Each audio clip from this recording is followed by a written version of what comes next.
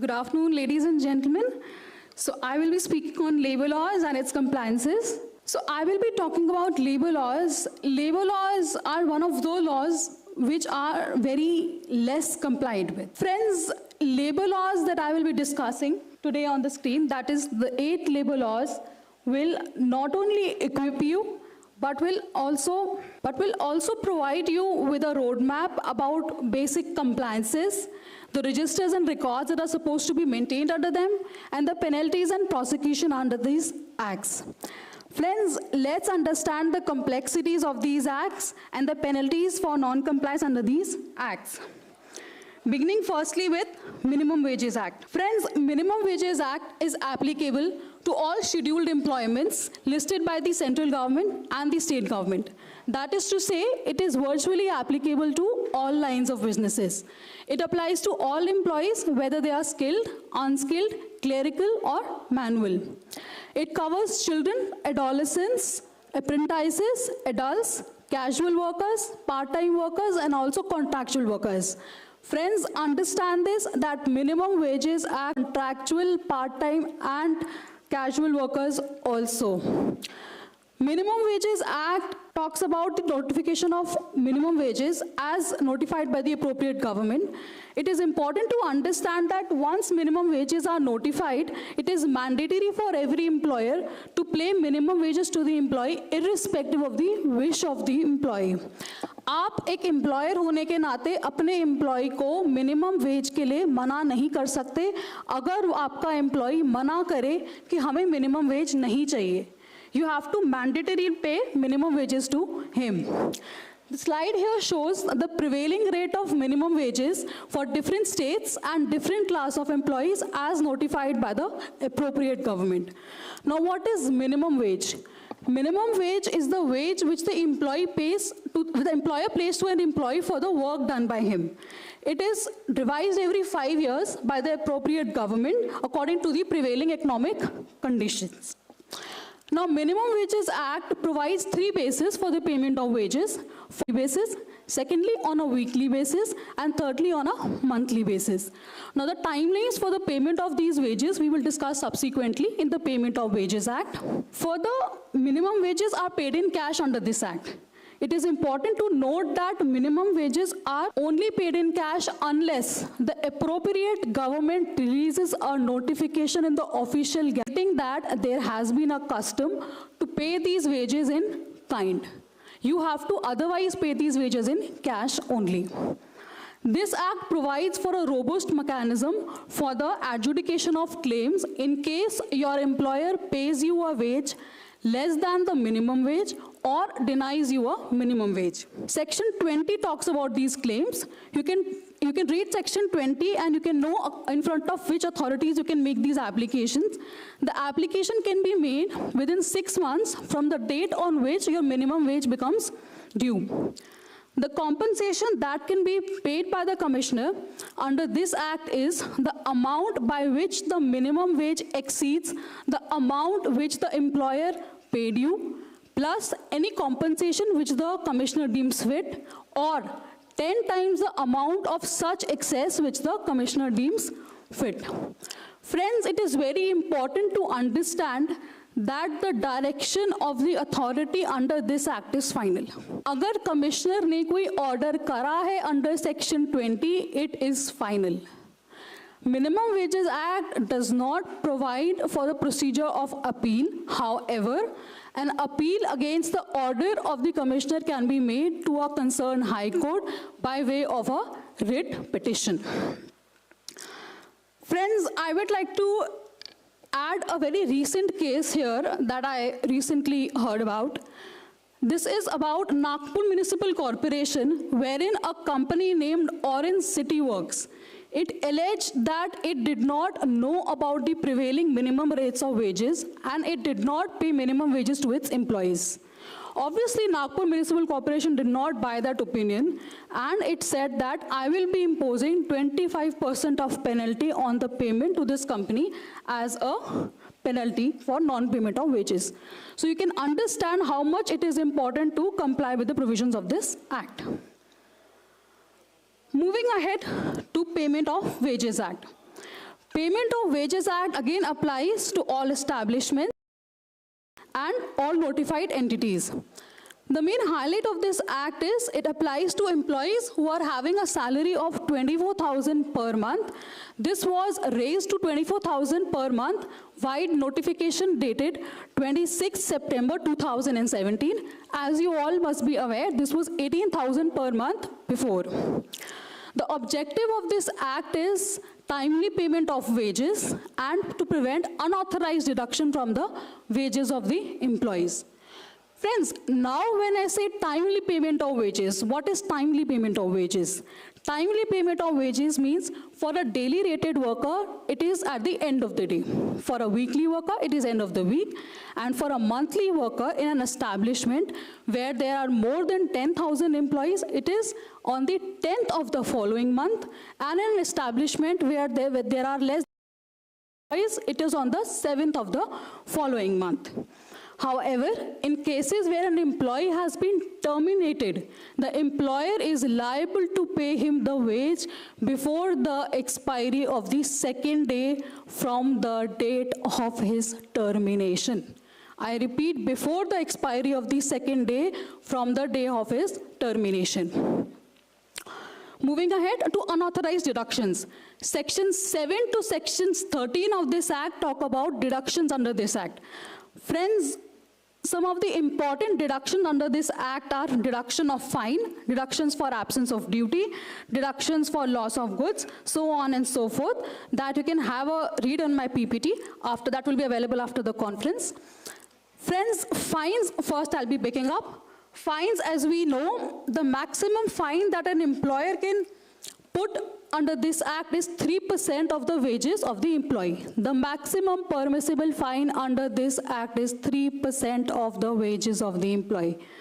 Further, no fine can be imposed on a person who is less than 15 years of age.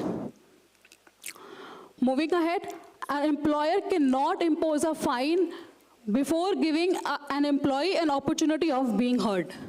अगर आपने किसी employ पे कोई fine लगाया है, आपको उसको एक बार अपना पक्ष रखने का मौका देना ही पड़ेगा.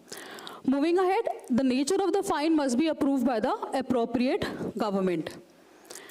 Now, deduction for absence of duty. Under the Payment of Wages Act, without giving any notice to the organization absent themselves, the employer can deduct the wages up to 8 days. I repeat, the deduction of wages up to 8 days. Further, Payment of Wages Act says that the wages must be paid on a working day. So if you are an employee, wage to an employee on a non-working day or on a day that is a gazetted holiday, wages must be paid on a working day. Further, no wage period shall exceed 1 month. I repeat, no wage period under this act shall exceed 1 month.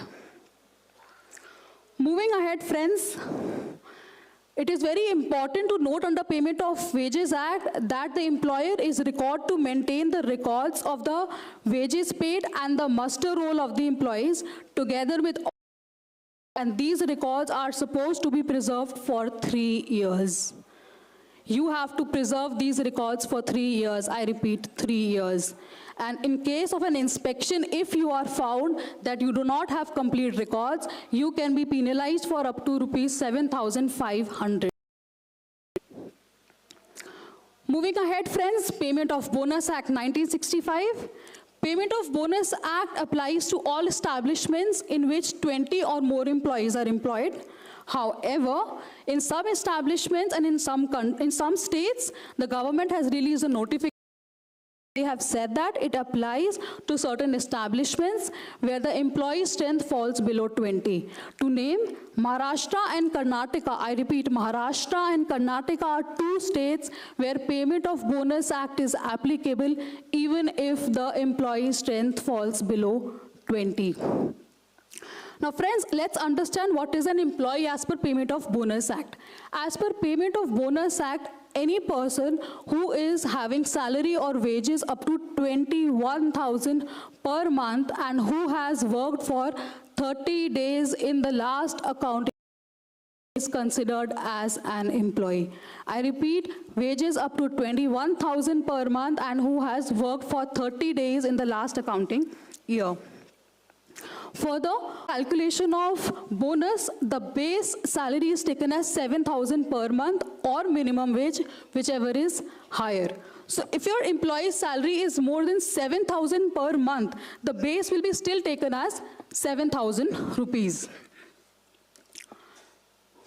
Moving ahead, friends, the minimum bonus payable under this act is 8.33%, and the maximum bonus that an employer can pay under this act is 20%. Again, set on and set off, very important concept and very important principle under this act. Section 15 talks about that. Set on means the surplus carried forward.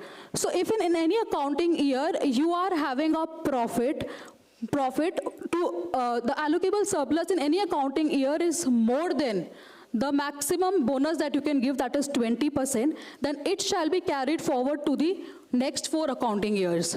Similarly, if the allocable surplus in any year is less than the amount required to pay the minimum bonus, that is 8.33%, then it will be again carried forward or adjusted in the subsequent next 4 accounting years. Bonus again must be paid within 8 months from the day of the accounting year. The government may extend this period for specific reasons. Friends, one very important question which might be coming to your mind here, that if there is no profit, will the employer be required to pay bonus or not? The answer to this question is no. If there is no surplus carried forward from the previous accounting year and you have no profit in the current year, the Bonus Payment of Bonus Act does not make any specific provision for the payment of bonus. You will not be required to. Friends, one very interesting incident, one very interesting case happened in April 2022 with respect to Payment of Bonus Act, wherein the Honorable Supreme Court said that if a factory has run a charitable institution, it will still be required to pay bonus. So there is no blanket exemption that an institution will get in the name of charity. आपको तो bonus देना ही पड़ेगा, चाहे आप charitable institution चला लो, कुछ भी चला लो. You either ways have to give bonus. Moving ahead to one of the very interesting legislations, that is Maternity Benefit Act. I'm sure females here would be aware of this legislation, Maternity Benefit Act 1961. Maternity Benefit Act again applies to all factories, mine, plantation, all establishments. It applies where 10 or more persons are employed in any accounting year. Friends, very important question arises, these 10 or more persons are 10 women or they are in toto? 10 or more persons are in total. This is the total strength of the organization and does not mean 10 women.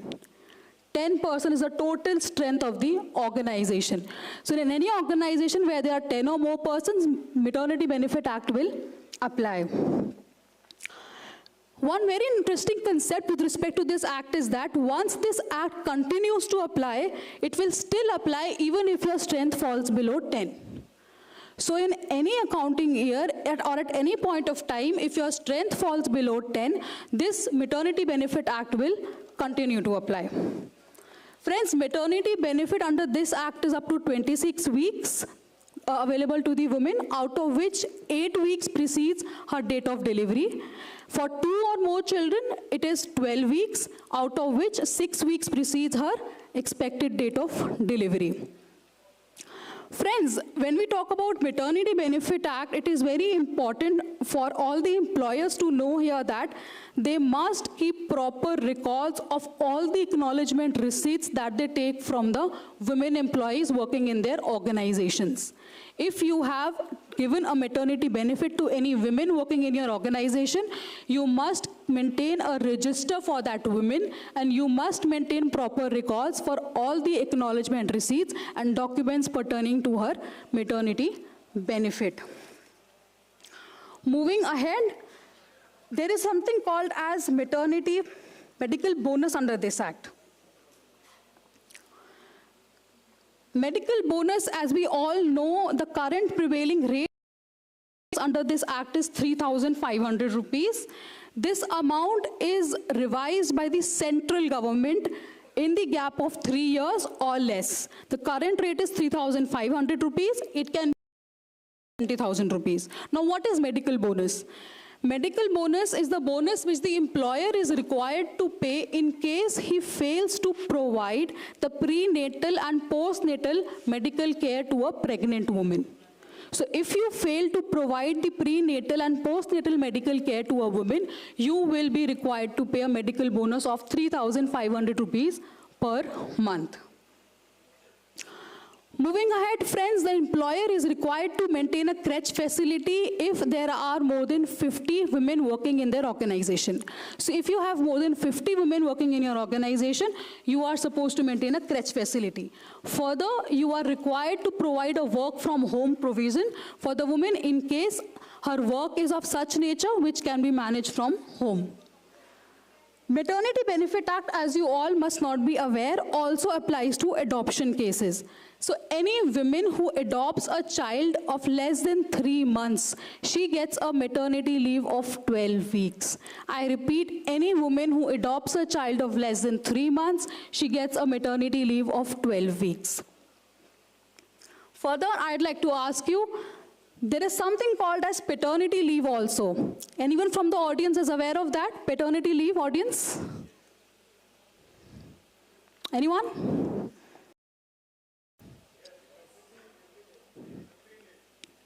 Please louder. Name of the legislation? Please, sir, you can stand up. Anyone who knows the legislation that governs paternity benefit under... Anyone? Okay. So paternity benefit is governed by Central Civil Service Rules 1972. Rule 43A talks about that. I repeat, Central Civil Service Rules 1972, Rule 43A talks about paternity benefit. This is primarily available to central government employees and the employees working in PSUs, that is SBI, ONGC or BHEL. And the maximum paternity benefit that is available to males is ranging from 15 days to 6 months from the birth of the child. It is also available if a child less than 1 year is adopted, the minimum leave is 15 days. So there is no statutory law that governs paternity benefit in private sector. I'm sure there would be government employees here. Sir, you guys are very lucky getting paternity leaves, whereas there is no statutory law that governs paternity leaves in private sectors. However, managers and employees in the private companies, they can amend their HR policy. They can include paternity leaves ranging from 5 to 15 days. Again, it is very important to note here that under the Maternity Benefit Act, if for non-compliance, the penalties can be raised up to 5,000 rupees and imprisonment from 3 months to 1 year. Moving ahead to Employees Compensation Act. Employees Compensation Act applies to all factories, mines, plantations, construction, transport, and basically to all lines of businesses. The main highlight of this act is it applies to employees who have a salary of 15,000 per month. This has been changed from 1st January 2020. Employees having a salary of 15,000 per month, this has come into effect from 1st January 2020. Employees Compensation Act says that employer will be liable for any injury caused to the employees arising out of and in the course of employment. I repeat, out of and in the course of employment.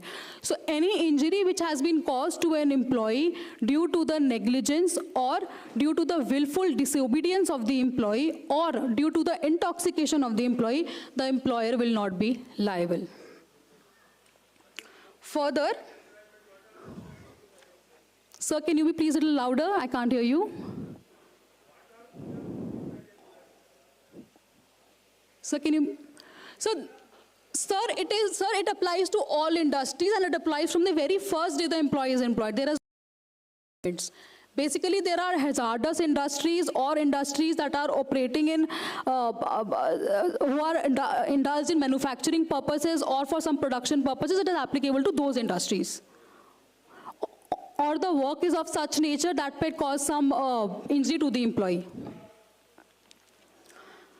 Moving ahead, friends. Contractual employees. One very important question that comes to our mind is, what about contractual employees? Who will pay the compensation if an employee is a contractual employee? The liability is on the principal employer if any contractual employee is injured. However, he might recover later from the contractor, but the primary liability is on the principal employer to pay the compensation. One very beautiful judgment was given by the Supreme Court recently in September 2022 in ABC Transport versus Rakesh Kumar. I repeat the name of the case, ABC Transport versus Rakesh Kumar. In that case, it was said that if an employee is commuting from office to work or from work to office, any injury is caused to him, the employer will be liable. Moving ahead, friends, Employees Provident Fund Act. Employees Provident Fund Act is applicable to employees who are drawing a salary of 15,000 per month. It is mandatory for every employer to register him. However, if an employee is drawing a salary of more than 15,000, it is on the discretion of the employer whether he wants to register him or not. There is a FAQ on the EPFO website which says that if an employee is having a salary of more than 15,000 per month, employer is not bound to register him. अगर employee की salary 15 से ज़्यादा है, आपके ऊपर कोई liability नहीं आएगी, आप उसको register नहीं करोगे तो. So with respect to EPF Act, I'd like to add one very important case, that is the Jet Airways. All might be aware of it, that in that case, the Jet Airways had failed to deduct the EPF compensation from the employee provident fund amount from the employee's salary and credit it to the provident fund, and it was severely held liable for it. And this was because it was going under a financial crisis. So this case is one of the live examples that how financial crisis can actually impact your statutory compliances. So before such things happen, you must maintain all the records and comply with the provisions. Under the EPF Act, it is important to highlight here, the records must be maintained for 7 years. I repeat, records must be maintained for 7 years under EPF Act. Moving to ESI Act. ESI Act is applicable to employees drawing salary of 21,000 per month and 25,000 in case of employees having disabilities. The main highlight of this act is this is a welfare legislation, and in this case it is a duty of the employer to provide all the insurance benefits to the employee in case of sickness, in case of maternity, or in case of any accident. It is important to note under ESI that in case of any sickness, the compensation must be paid in cash. I repeat, in case of sickness, the amount must be paid in cash, and the benefit is not transferable. So if the employee is insured, आप उसके family member को benefit नहीं दे सकते उसका, जो insured benefit उसी को मिलेगा.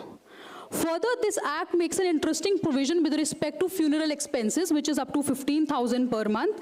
The employer is required to pay funeral expenses up to 15,000 per month to the employee in case of his death. Friends, there are some compliances with respect to dates. You can go through my PPT with respect to that. Moving to our last legislation, that is Factories Act applies to those organizations in which 10 or more employees are engaged, which are operating without the aid of power, and 20 or more workers in those organizations which are operating without the aid of power. Factories Act basically lays down provisions with respect to health, safety, and welfare of the employees. I'll be highlighting few important healthcare provisions under this act. Most importantly, arrangement of disposal of waste and effluents, cleaning of the floor. Your floors must be cleaned once in a week with disinfectant. There must be 14.2 cubic meter space between two workers working. There must not be any overcrowding.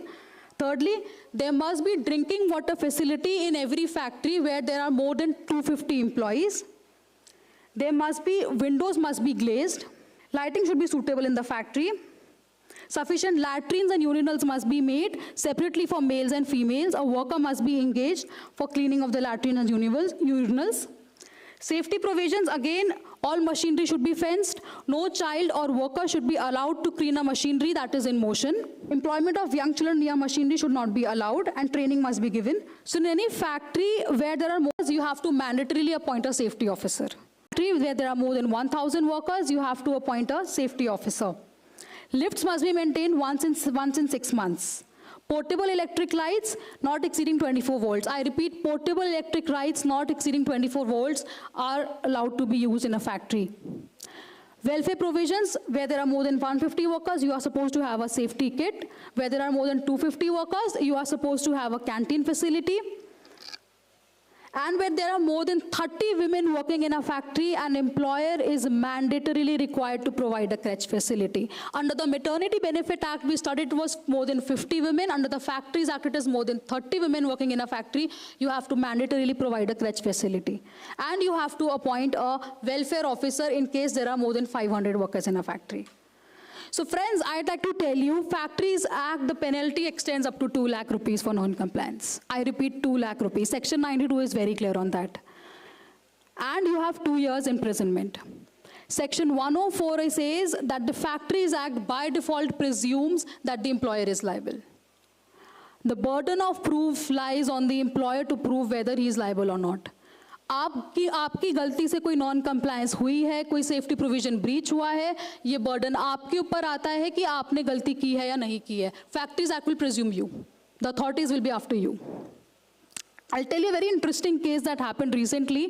In the pharmaceutical industry in Telangana, there was a massive explosion killing thousands of workers. Why? Because it lacked the safety provisions. Another incident that happened last month was the falling of a ceiling in Bangalore, that there was a factory operating there, a ceiling of a factory crashed. And why? What was found was that there was non-compliance of the safety provisions. So with respect to healthcare provisions, employers must be very, very careful. They have to comply with all these provisions. One very important point I'd like to add here, that friends, especially chartered accountants, friends, all the deadlines mentioned under labor laws are supposed to be complied with under labor laws. There is no Tax Act under it. Labor laws, deadlines and timelines are independent of it. Income Tax Act does not override the effect of labor laws. So friends, this was about labor laws. I'd like to add one more small point here, that I'm sure all of you would be aware of POSH, right? Prevention of Sexual Harassment of Women at Workplace, the famous case that led to the passing of this act, Vishakha case, right? Vishakha versus State of Rajasthan. So one very recent judgment that has come up recently in Oriano Fernandez versus State of Goa, the Supreme Court has held that it has now started to monitor the compliances under this act. Earlier, Supreme Court was not monitoring the compliances under POSH Act, that you are required to have internal committees or you're supposed to send your reports to district collectors. But now Supreme Court is very strictly taking cognizance of non-compliance under POSH. So all the employers here are requested that please maintain an internal committee in your organization and please submit the required POSH reports to the district collector, otherwise you will be held severely liable. So friends, thank you. My PPT is available for download for free of cost on our website at DGST We Care. This is our email ID. You have any questions with respect to compliances under any of the 8 labor laws, you are free to write to us on our email queries within the next 7 working days. Thank you so much.